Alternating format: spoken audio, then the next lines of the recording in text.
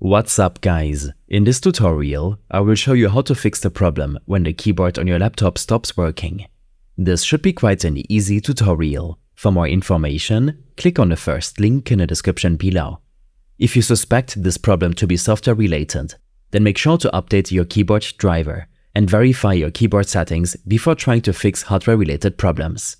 First, let's update the keyboard driver. Right-click the Start button and select Device Manager from the list. In the Device Manager window, find and expand the Keyboards category.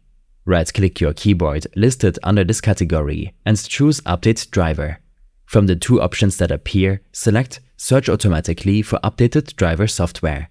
Your system will then search for and install any available updates for your keyboard driver. Next, you should disable the Fast Startup feature, as it has been known to cause issues with keyboard functionality. To do this, open up your control panel and select Hardware and Sound. From there, click on Power Options. On the left side of the window, you will see an option that says Choose what the power buttons do. Click on it. In the next window, you might need to click on Change settings that are currently unavailable to make the Fast Startup option editable. Once you can edit it, uncheck the box next to Turn on Fast Startup and then click Save Changes. You'll be required to restart your PC, but before doing so, it's a good idea to test your keyboard using an online keyboard test, such as the one at keyboardtester.com.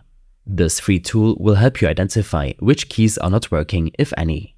Restart your PC and head back to this test to see if anything changed.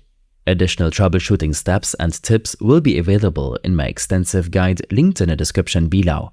I hope this helped you out. Leave a comment if you have any questions and see you in the next one.